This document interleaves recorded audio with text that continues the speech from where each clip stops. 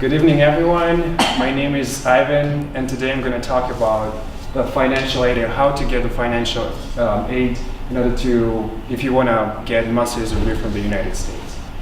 I personally got this graduate assistantship in 2016, and we all learn. So if you don't understand something, just ask me. I can explain you in Russian, right? But during my presentation, I will have certain terms, and there are specific terms about financial aid, and I will try to explain them briefly. I mean, I will use English words, but I will try to explain them simpler.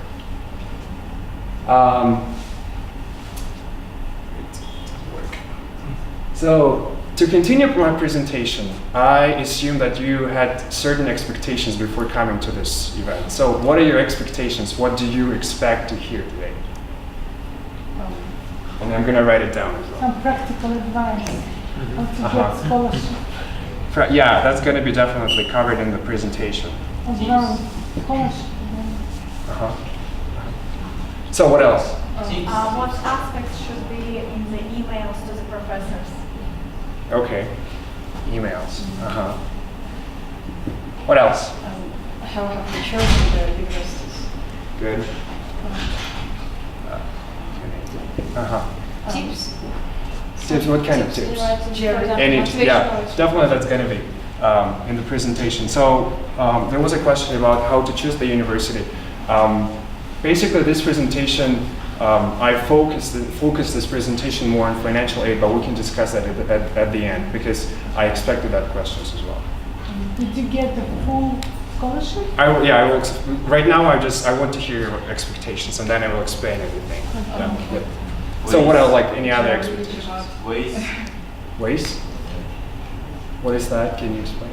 Time period. What do you mean by time here? Deadlines. Deadlines. Okay. Okay. What else? For exams such as Jerry or GMAT and IELTS for Exams, right? Okay. And what to do with your expectations are not met? For example, you expected a certain level of education training, but it wasn't that way. You mean from the university? Yeah, from the university. Does it happen? It happens, definitely. It happens. It depends on the university for sure. Yeah, expectations. Okay. And the benefits that you got after you graduated, or you think how like it influenced you in what ways and stuff like that. Like the benefits, yeah. Okay. So how the program has helped you Okay, great. Yeah. evolve as a person. That's yeah. definitely a good question. Also, Yeah. price and money. Price and money, yeah. Yeah. So definitely, this is a good question, but yeah, and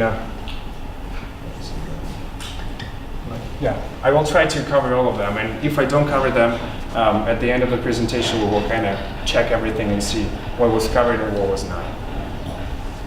Good. So a little agenda. So I want to start by speaking more about myself. About U.S. education system overall, because maybe some of you don't know about that. About my university, I graduated from Illinois State University. About different types of assistantships, different types of financial aids, assistantships are specific ones. The process of applying for the financial aid, because it's specific as well. And of course, questions at the end. A little bit about myself. After graduating from high school, I went to Kazel, currently it's named Narhoz University, and I get my degree in finance. During my studies, I applied for this type of scholarship, which is called UGrad. It's sponsored by the Department of State. It's a very, very competitive scholarship, and in my year, they gave only 11 scholarships, and about 600 people applied from all over Kazakhstan. So I was really, really lucky, and that was my first step towards choosing university in the United States.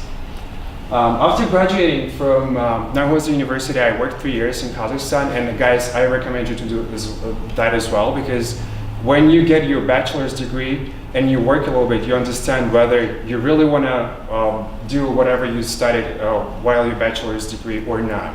And it really, really helped me to understand what I wanted to do in the future. Because as you see, my first degree was in finance, but then I worked in marketing, market research, business analytics, and I understood that that was something I wanted to do. Because the reason why I started working in marketing research is because at Northwestern University, I had a really, really good professor. She gave me really practical knowledge about marketing. She worked in that industry, and I think that kind of ignited my interest in marketing. So after working 3 years in I actually worked in 2 different international companies. One of them was GfK. That was the 4th largest market research company in the world. It's a German company. And my second experience was when I worked as a business analyst. I worked at Avon. You probably all know Avon. So that was a really, really interesting experience because Avon has a different business model in business itself. Yeah. So while working at Avon, I thought about going to the university and get my master's degree. And I started thinking about different universities. And here you can see that in 2016, I got this financial aid and went to Illinois State University. My program, I graduated with MBA degree, so it's Master's of Business Administration with a concentration in marketing and analytics.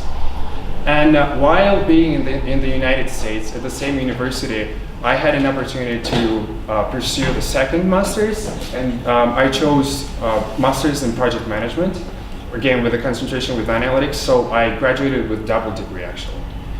And that's something my university provided, and that was a really great opportunity.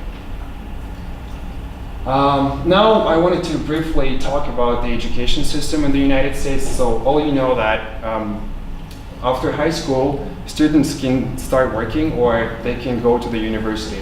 And there are two different types of undergraduate programs. So you can go and study 4 years and get your bachelor's degree, or you can go and get your associate degree. So it's like something, we have similar system in Kazakhstan. So after 9th grade, you can go and get your college degree, we call it. So in the United States, you can go to community colleges. And actually, if you're interested in bachelor's degree in the United States, it's a good way to save money, because at the university, education is kind of expensive. But if you go to community college, study 2 years there, and then go to the university and finish another 2 years, it saves a lot of money. And actually, a lot of foreigners and local students there do that. But today we're going to focus more on master's degree, because that's what I can talk about, because I got my personal experience and I got my master's there. So it's called graduate kind of portion of education. You can, after getting your bachelor's, you can go to study master's program, or you can go and directly study PhD. But in this case, we're going to talk about master's degree. So this is the map of the United States. It means that you can go anywhere. You can find scholarships and assistantships anywhere. In all the states, they have state schools or universities. Most of the time in the United States, people call universities schools. So don't be confused with our high schools. So I went to school in Illinois. So you can see Illinois is some kind of in the middle of the country. And this is, I call it Hogwarts. So you probably all watched Harry Potter. And this is the business school of my university. It's called State Farm Hall of Business. And it's called that way because State Farm is the largest insurance company in the United States. And that insurance company sponsored this business school. This is the picture of our campus. Campus is huge. This is our stadium, and you can see that the colors of the university were red and white. And few facts about my university. So my university was 2 hours from Chicago, and you could take a direct train from Chicago to Normal. Actually, the city is called Normal Bloomington. So the university was founded in 1857, so it's a pretty old university, and it's the first state university in Illinois. The university has approximately 21,000 students, so that's why you saw the picture with a huge campus. Red and white with mascot, it's a Reggie bird, so all the students were called birds, red birds. The student fitness center of the university was just renovated, and it's in the top 10 in the United States. So Dana just mentioned that there are 4,000 universities in the United States, and our fitness center was one of the best ones. And one interesting fact about the campus and dormitories, so Illinois State University has the second tallest dormitory in the world, and I will show you the picture of it. And you can see different departments. So different departments show what kind of programs you can pursue at the university. So we had science and technology with different programs, art and science, business, education, and business again has different programs like finance, analytics. Right now, data analytics is getting popular in the United States, and it picks up its speed. And education, fine arts, and Minenet College of Nursing. Actually, Minenet College of Nursing is really special to me, and I will explain you why later. So this is the tallest dormitory in the world. It's called Waterhouse. Yeah. Waterson Towers. And now let's talk more about financial aid. So there are different types of financial aid in the United States. Basically today I'm going to focus on graduate assistantships. So there are 3 different types of graduate assistantships. Graduate teaching assistantship, graduate research assistantship, and pre-professional teaching assistantship. What do they give to you? Like mostly when you go to state school, graduate assistantships, they cover tuition, tuition at the university. So you probably know that in the United States, there are 2 different kind of payments you have to make, tuition and general fees. Mm-hmm. Do you guys know the difference between those 2 types of payments? You can elaborate on that.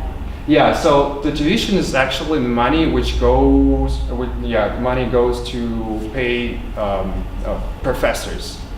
And general fees are usually depends on how many credits you take. Mm-hmm. So probably you know in Kazakhstan we have the same system. You take several credits per semester. So it depends on how many credits you take. So for foreigners in the United States, you have to take at least 9 credits in graduate school, and you will be considered the full-time student.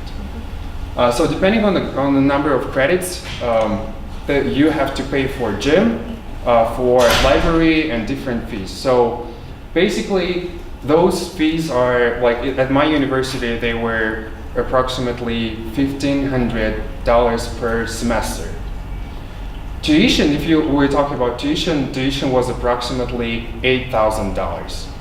So basically, graduate assistantship covers your tuition, so most of the money you need to pay. But you have to pay general fees, which are, as I said, $1,500. Plus, graduate assistantship allows you to work on campus. And international students, they're allowed to work, I think, up to 28 hours on campus. So you're not allowed to work out of the campus, only on campus. You can find different jobs, and again, if you are a graduate assistant, you can work at a department, at any department. So let's say I'm a business student, I can apply for graduate assistantships at business school, or I can apply for graduate assistantships offered by other departments. So the reason why I said that Minenet College of Nursing was really important to me, really special to me, is because that College of Nursing gave me the assistantship. So because I applied kind of late, graduate assistantships were not available at my business school. So I applied for different departments. And definitely we will go over my recommendations at the end, and that's one of the things I wanted to mention definitely. So graduate assistantship, you have to pay, if you get a graduate assistantship, you have to pay $1,500 per semester approximately. Plus you get your full tuition and salary. Here I wrote hours. Why hours? Because you can work as many hours as you want. But it depends. So some graduate assistantships, they offer 20 hours per week, and some graduate assistantships, they offer 10 hours per week. So of course, I mean, if you want to get more money, you should for 20 hours. And again, some graduate assistantships, they can offer only 10 hours, but you can work on campus at different cafes, so students find different types of works. So a little bit more about these 3 types of graduate assistantships. So graduate teaching assistantship. Guys, what do you think? What does it mean, graduate teaching assistantship? What do you do? You help your professor, like marking and Yeah, reading. And you work as a lecturer, as a professor. Yeah. Basically, guys, you're right. So it depends again on the university. In my university, people who had graduate teaching assistantships, they didn't teach because they probably didn't have enough experience, but they helped their professors to mark homeworks of undergraduate students, or they would help organize different exams or something like that. So basically. So what about graduate research assistantship? Helping research. Exactly, yeah. It says for itself, right?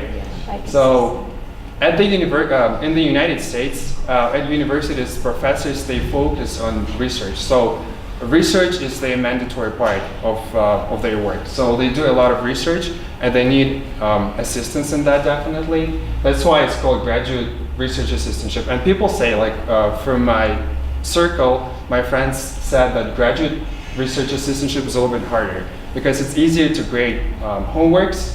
They have templates, they have answers, they keys, but graduate research assistantship takes more time, definitely. It takes more effort.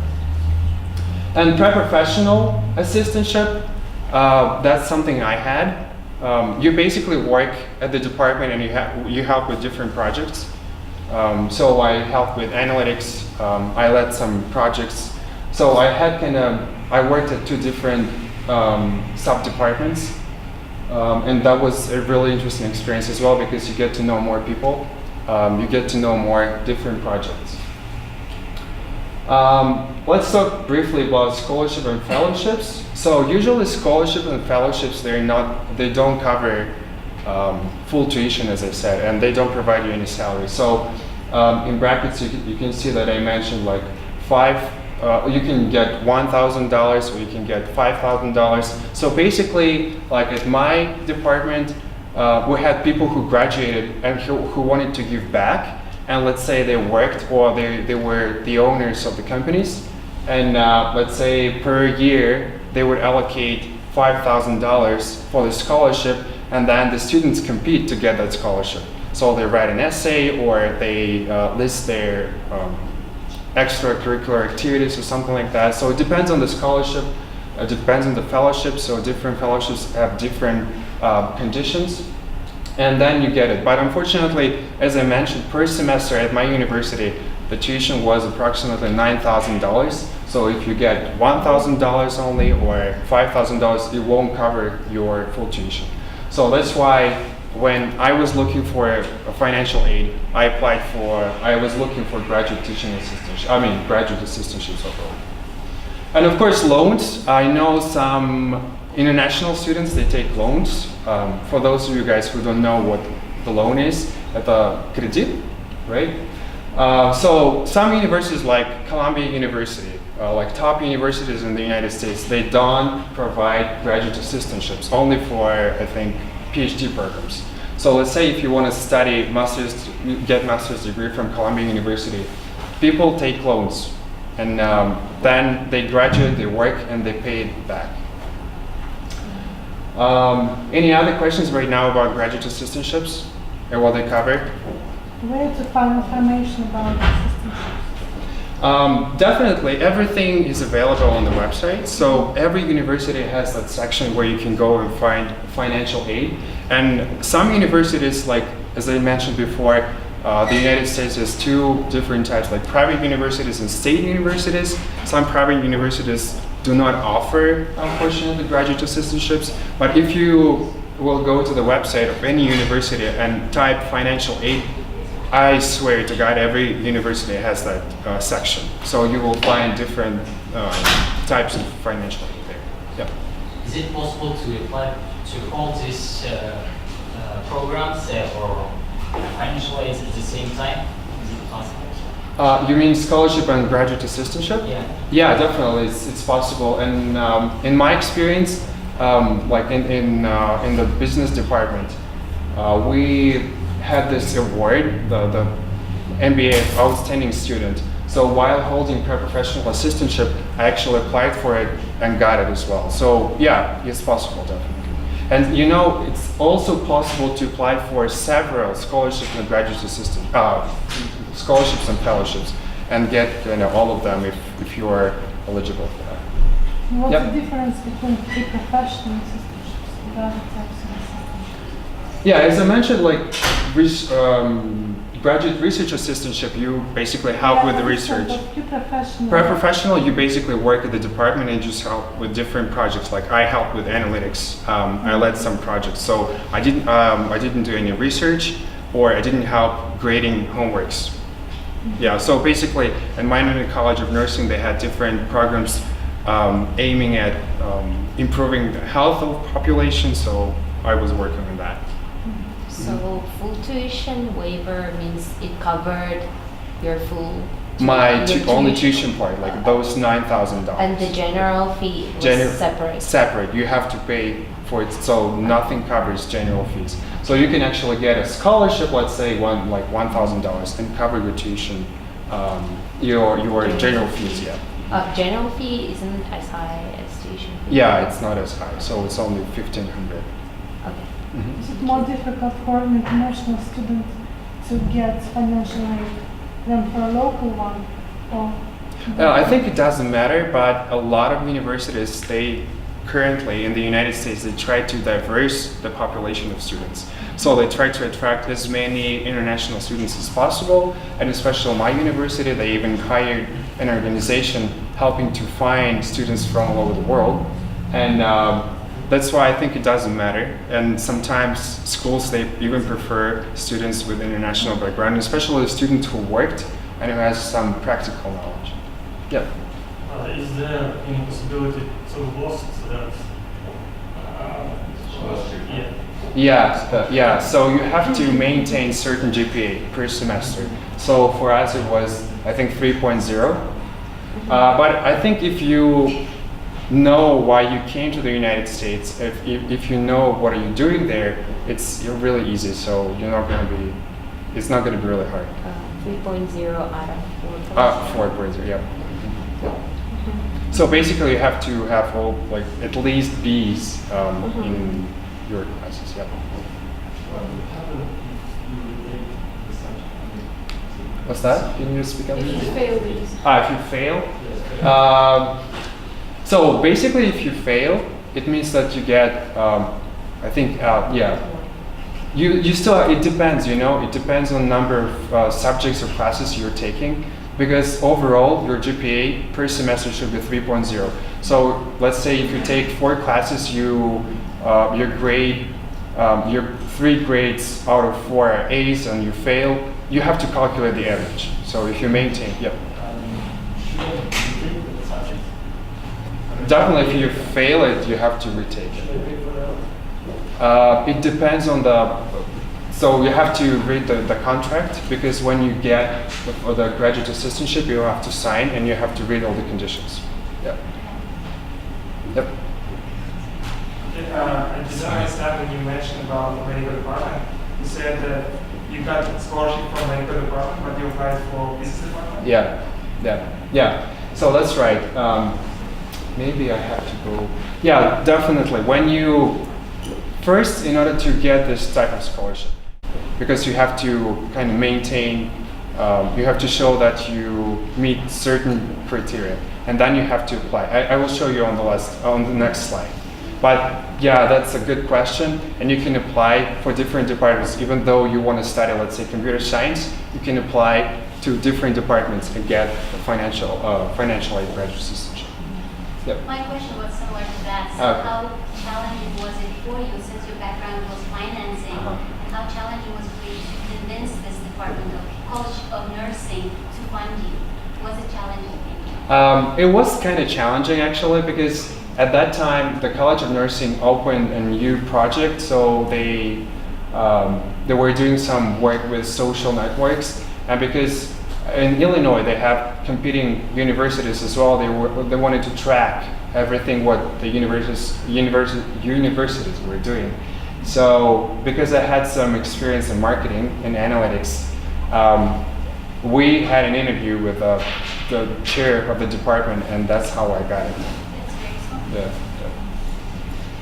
So this is you guys asked a really good question, how to apply for the financial aid. And first of all, as I said, you have to get an acceptance letter from the university.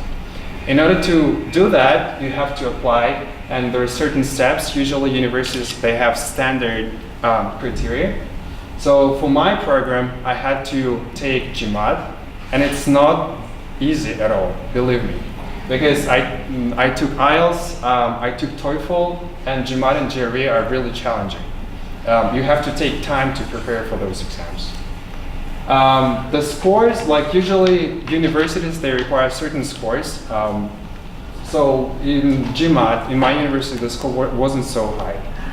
But definitely you have to take time, because usually these two exams, they consist of two parts. Verbal and math, like math part, plus I usually have to write analytical essay as well. So motivation letter or letters. So sometimes universities, they ask you to write 2 or 3, even 3 letters. They ask you to write why do you want to pursue a master's degree at certain university, or they can ask you about your leadership experience and why. What kind of experience you got before, and why should they take you? Definitely your resume, CV, transcript from bachelor's degree, and recommendation letters. Usually there are 2 recommendation letters. One letter of, like, if you had an experience, practical experience from your employer, and the second one from one of your professors, because they want to see you from both sides, so like academic and professional. So if you kind of meet all the criteria and all those things, you will get an acceptance letter from the university, and your university will send you a letter and say, guys, you're accepted, please come. But at this point, it means that you have to pay for your tuition, you have to pay full tuition, you have to pay general fees, and etc. Plus, when you go and get if you want to get your student visa, you have to show that you have enough money to support yourself, like accommodation, you have enough money to buy books, you have money to eat and survive. And only after that, when you get this acceptance letter, you can apply for financial aid. You can start looking. So usually the universities, they have this HR website, and you go there and you look for different assistantships. You can start, like, let's say you want to go to the United States in August, you can start looking for those assistantships at the very beginning of the year. So starting from January, you can start looking for them. And let's say you got an acceptance letter from the department, the business department, but you can look for graduate assistantships at any department. So it really depends on your experience, it depends on your skills. So as I said, I got my graduate assistantship from the College of Nursing, and I didn't have any medical degree, but because I had experience in marketing and analytics and they required that specific person, I got it. So always kind of try to look broader and research. Yep. Did you apply for many departments? Yeah, definitely. I applied to many departments. So I applied to the department, the business department, but unfortunately, as I said, because I applied kind of late, they were out of scholarships, graduate assistantships. It's really also really important to write directly to the directors of the department, because when you have this personal connection, they may recommend you for different departments. So that's what happened to me. Actually, the person who was in charge of the business department, she recommended my candidacy for the nursing department. After degree, can you stay there and find a job? Yeah, you can. And this is a really interesting question as well, because in the United States right now, the situation is really, really difficult. So you can, My MBA degree, usually after MBA degree, you can stay only 1 year and work. So the program is called OPT, Optional Practical Training, and you have to apply for it. So you can stay only on your student visa. I mean, this is a special program, so it's your student visa plus this OPT. You can work only 1 year, and after that you can apply for the working visa, which is called H-1B. But unfortunately, because in the United States, the process of getting H-1B visa consists of 2 stages, and one of them is lottery. So let's say the company, after your 1 year, wants to hire you. So they hire a lawyer, they do a lot of paperwork, and they submit everything. So on the first stage, the system selects only a certain number of applications. So it means that, I don't know exactly the number, let's say 25%. So if you are not in that 25%, you are not, so your application is not moved forward. So that's why right now a lot of companies, they're not willing to hire internationals because there's a chance that the company will lose money. Yeah, unfortunately the situation in the United States like that. But also there's another thing. So I said after MBA degree you can work only 1 year, but if you have this technical degree, it's called like STEM, science, technology, engineering, and mathematics. Let's say you're IT guy or IT girl, you can work 3 years on this OPT program. So it means that the companies, they're more willing to take you because within 3 years, they don't need to apply for this H-1B visa. Did I answer your question? Yes. Yep.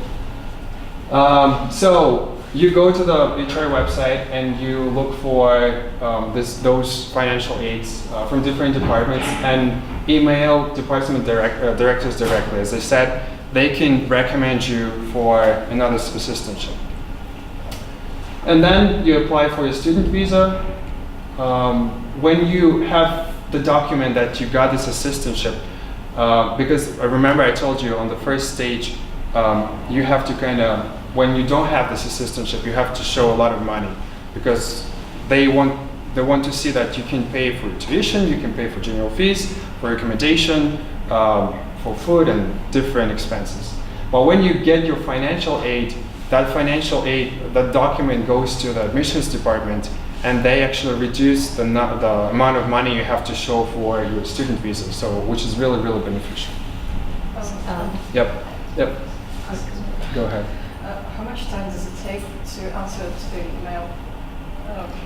You mean to the director of the department? It depends. So some departments, they respond right away, and some departments respond.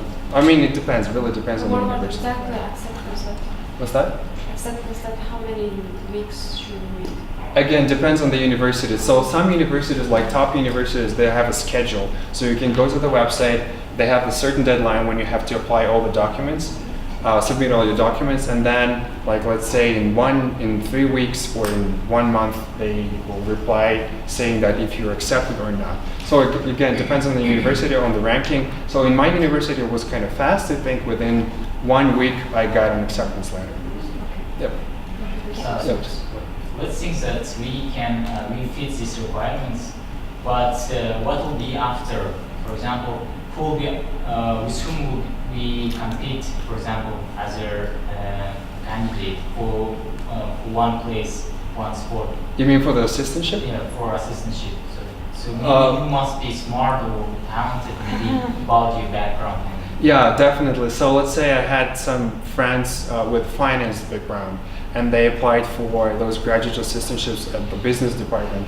So because they had some experience in finance, the finance professors would hire them. So again, depends on your experience, and that's why I highly recommend you guys to work before going to the United States and pursue your master's degree. You said that some department can reduce your amount of what you pay before you get student visa. I mean, because financial aid, like assistantship, actually provides you the amount of money to pay for tuition. That's why when you get the assistantship, everything like in the system and the admission office, which actually issues your acceptance letter sees that now you don't have to pay as much money as it was before, and that's why they reduce the amount of money you have to show for your while you get your student visa. What's the order? So first you get the acceptance letter, then you need to get a student visa, and then you No, need first to... you have to, because Yeah. you want first, you can apply for a student visa, but I recommend you to apply for the citizenship first, Yeah, right. because the amount of money you have to show at the embassy Right. reduces significantly. Right. That's why, yeah. Okay, so you can do it in the order where you get the acceptance Yeah. letter, then the citizenship, and Yeah. then the visa. Yeah, exactly. Here on the slide, actually, I listed that in that specific order. So first get Alright. the acceptance letter, then the citizenship, and then apply for a student visa. I think it's $15,000 you have to show to the. It depends. It depends because it depends on the admission office how because they calculate everything. Approximately. Is it recommended to disclose your salary if you work when you apply for financial aid or something? If we're talking about scholarships, so there are some need-based scholarships, right? And if you show that you earn just not enough money, you can apply for that scholarship. But usually, you can, because when you get an assistantship, you have to write a letter. Let's say, you can say, in Kazakhstan, the salary level is really low, so I really need this assistantship because I don't have enough money to pay, or my parents are not allowed to, are not able to support me. You can definitely mention that in the letter. If it's merit-based, should I mention? Yeah, you can. Yeah, definitely you can. And score, how many score you have to earn? TOEFL, it's not IELTS, it's TOEFL, right? You can apply. I applied with IELTS. You can apply with TOEFL. It doesn't matter because IELTS also the international exam. So my score was 7.5. Yep, overall. What's that? What the assistantship? Whether it's obviously paid only for your study or also is it extra money to the life? Yeah, as I said, the assistantship actually pays for your tuition. The main portion, which is $9,000 approximately at my university. At some universities it can be higher or it can be lower, right? Depends on the ranking of the university and the university itself. Plus, if you work 20 hours per week, approximately my salary was like $700 per month, right? So after taxes. Okay guys, can I just add to your question? So there was a question like about what is the approximate amount, the cost, like total cost to show in order to get a visa or in order to get an acceptance letter. So it depends on the university. For example, Ivan, he went to State University. State, that means public university that is funded by state, государственная university. That means the tuition and the general fee is much more less. If you go to private university, you should show high. For example, approximate total cost for a private university can be 60 or 70,000 US dollars per year. If you go to state university, it can be 25 or maybe 20, like total cost. Okay, so it really depends on the university you're applying.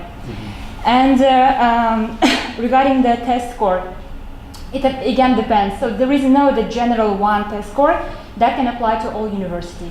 So depending on the university you're applying, for example, you know that we have top rank university, 100 top, 200 or 300, 500. If you're applying really top university, they will require high scores. For example, like IELTS can be 7 or 705, GRE, GMAT can be also higher. But if you're applying middle ranked university, they can require a bit less. For example, 6 point or maybe 7 or something like that. So you should know that there is no the set score or total amount that apply to each university. As we mentioned before, there are 4,700 universities in the United States, and they can be 4,700 different requirements for scores, for total cost. So therefore, what Ivan was trying to say that before you choose the university for yourself, if you really want graduate assistantship, and we all want it, right? first we need to check if this university offer any scholarship or graduate assistantship or like professional assistantship, because they can be universities that, for example, Ivan mentioned Columbia and other universities, they don't have any scholarship. If you apply and then you get acceptance letter, for example, and then you look for scholarship, but then they don't provide it. So that can be like you paid application fee, you applied, you spent your energy, your time, but then you found out that they don't have any scholarship. Okay? So, and then without acceptance letter, you cannot apply student visa. You should know that, because student visa council will ask you, where is your application acceptance letter? Or even though when you're filling DC 160, which is application for student visa, you should mention the number which is in your acceptance letter. Okay? So that's kind of like just clarification. Ivan? Yep. I have a question. Did you apply to any other universities? Yeah. No, this was the only choice. Yeah. Oh, wow. How come? Because I had a friend who studied at this university, and she really recommended me this university. And one of my main criteria actually here was financial aid, because as you guys probably you're not able to pay full tuition. That was my case as well, and I really wanted to get a scholarship and financial aid, so that was my main criteria. Ivan, how much time did it take for you to get ready when in Kazakhstan? To get assistantship, to get acceptance letter, to take your exams? It really depends on the person, definitely, because at that time I worked. So if you work and you don't have enough time, you can actually, it can take up to 1 month probably, but it depends, because you have to take IELTS or you have to take GMAT and then apply. And plus, I said I got my acceptance letter in 1 week. It depends on the university. You can get it, at some university you can get it only in 3 weeks. What is important to GMAT? What's that? Like IELTS, what is it important to GMAT? GMAT, what is it? GMAT it's an exam. It is said English language. It consists of 2 parts: mathematics. So usually it includes algebra and geometry. It depends, right? And verbal part. It doesn't Where matter even if I study philology. no, I mean it depends, because some universities they will ask you to take GRE or GMAT. I know that people who pursue political science they take GRE. It doesn't matter, because you have to, at the university, you have to do research, and you will face numbers as well, and you have to calculate, you have to know how to do that. So basically, GRE and GMAT, they don't, some knowledge, you have to know some stuff, but that's why you have to take time and study. But some questions, they are more logical, so you kind of have to know how to solve them. How did you prepare for the GRE or GMAT? So I just did my research, and I found the most valuable books. The books, because verbal part consists of different parts as well, like a critical reasoning or grammar and stuff like that. I think 4 parts. I don't remember exactly. So I found books. I bought them on eBay, and I studied them from cover to cover. Mm-hmm. Yeah. Did you get your master's degree? Yes. And what's the GPA? My GPA? Is it really important? My GPA was 3.91 out of 4. Guys, I said, if you know why you go there, it's not so difficult. Ivan, but in your case, how much time did it take? 1 month only, which is very short period. I can say 2 months. 2 months. I expected just half a year probably. Application, but I'm not talking about the preparation for the exams. It took definitely longer, because I know if you want to get a high score in GMAT, you have to prepare. If you don't have any clue about those exams, you have to prepare at least 8 months. It depends on the person, definitely. Depends on your ability to memorize things. When did you graduate? I graduated in 2019. 18, not 19. 18. I came back in 19. And why did you? Very fresh. Why did I come back? Yeah, I said, guys, it's really difficult right now to get definitely, I wanted to stay in the United States at least for a while to get the work experience, because I think it's really valuable. The US market is different. It definitely more dynamic, and I had internships after my first year. My internship wasn't in Illinois. It was in New York State, not New York City, the Buffalo City. So that was a really valuable experience, which I definitely learned something, brought new skills, and now I apply them in my current work. Is it difficult for locals to find work after graduation? No, for locals it's definitely easier because they don't need to go through all that paperwork and process to get working visa. Can I ask Yep. do you need to find a supervisor for the MBA, or you just decided that supervisor? You will be assigned an advisor. So each department has its own advisor, yeah, and you will be definitely assigned to one of them. Okay, So just, don't worry about that. In the engineering degree, I have to find a supervisor myself. Where? In the United States? In Canada. In Canada? Yes. Yeah, but yeah, in the United States, I don't know about different departments, but in my department, we were assigned to a person who would guide us through the whole program. So we would choose the subjects with her, the classes, and she would recommend us what to take. I have just one question. What's the difference between scholarships and fellowships? Because I think that they are similar, but they have some. Yeah, basically, like in my experience, I haven't had any experience with scholarship or fellowships. For me, they're almost the same. But probably Dani can answer that question. They're almost the same. Yeah. But let's say, why is it zero? No, they have different. How to say? Because a fellowship and a scholarship can be and fellowship can be partially, but I heard that fellowship is a bit hard to get than assistantship. For example, a fellowship is very similar to scholarship. I don't know why they call it in different way, but definitely scholarship and a fellowship, they're kind of similar, but they are a bit hard to get. Assistantship a bit easier because you need to work for the money you are getting from the university. Yeah. Okay.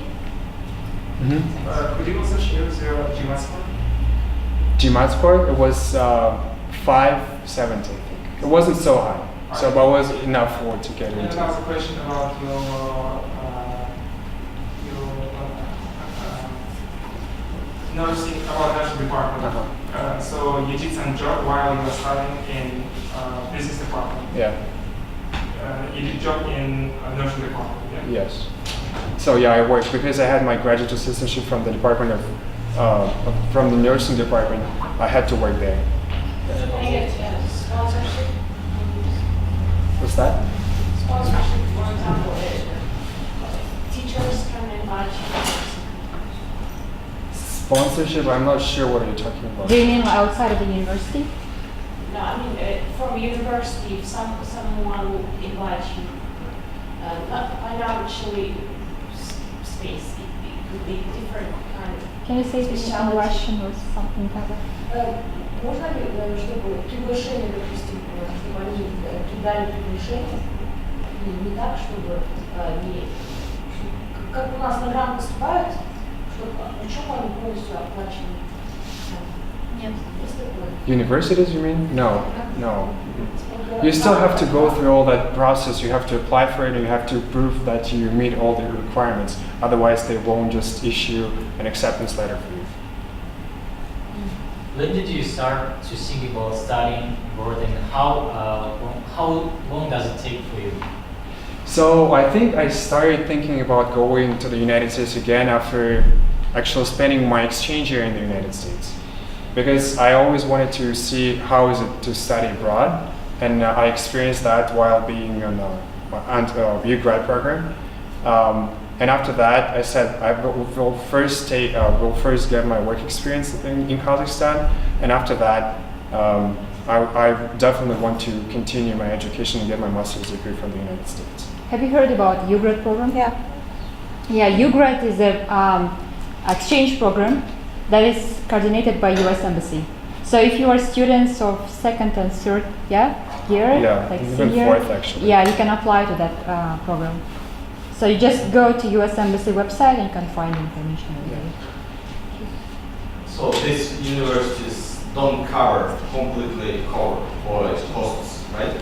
None of the universities completely cover costs. So you still have to pay So that's why probably it's better to work and save some money before going to the United States. Yeah. There was a question in the beginning about what this degree gave to you. Yeah, definitely. Yeah, that's not the end of my presentation yet. So yeah, definitely I will explain that to you. So some lessons I wanted to share with you guys. First, know your goal, why you're going there. Second of all, do your research and do your research on different universities. So somebody asked me a question about the universities. You can find everything in the internet. So different rankings. So even Harvard University is one of the best universities in the United States. But let's say if you want to do some like specific degree, maybe Harvard is not the best place for you. So you have to find a good, there are different rankings, so you can find them. Plus, I feel like everything is available in the internet, and everyone is available. So you can find people and you can talk to them. Talk to people, find people who currently studying in the United States and ask them questions you have, right?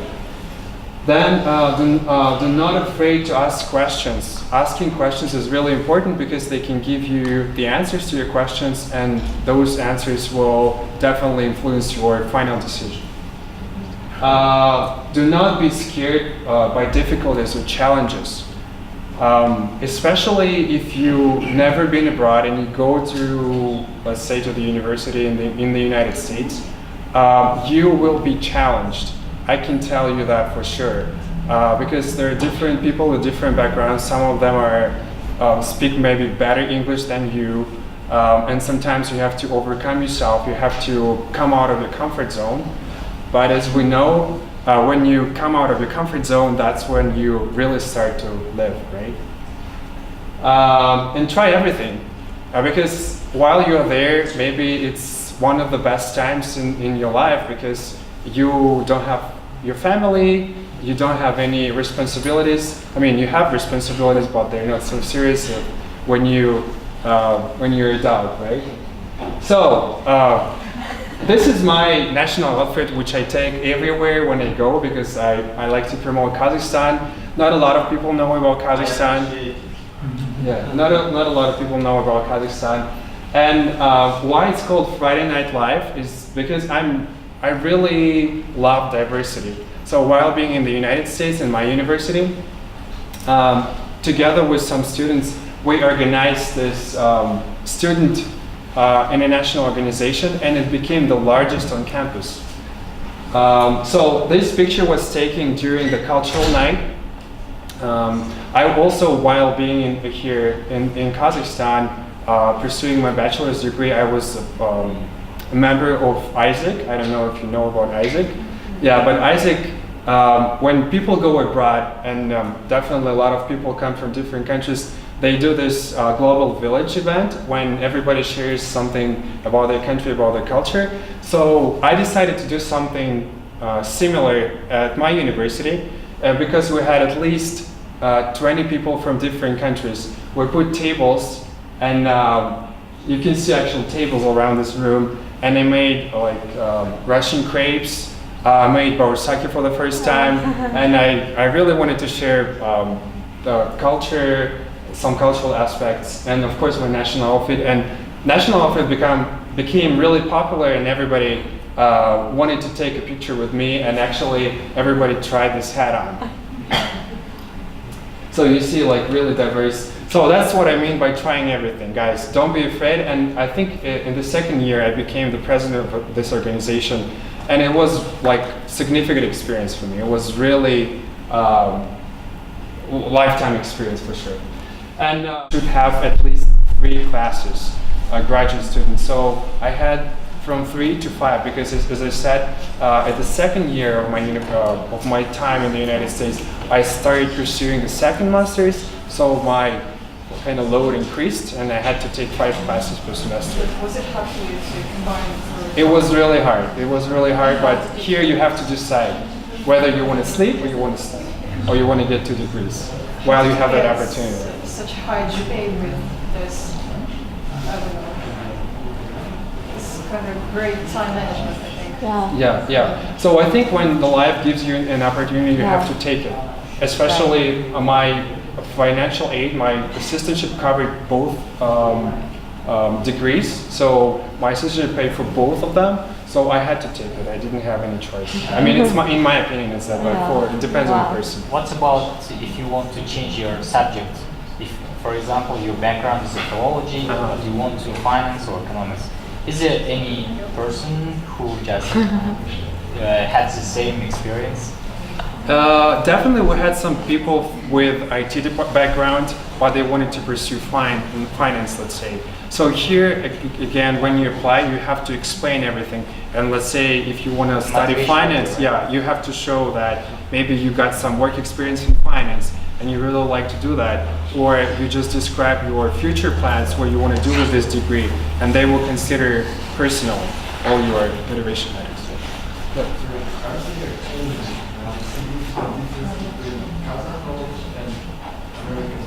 You mean education? Yeah, definitely. There's, I mean, it's very hard to find a job there because I heard that it's not useful in our country.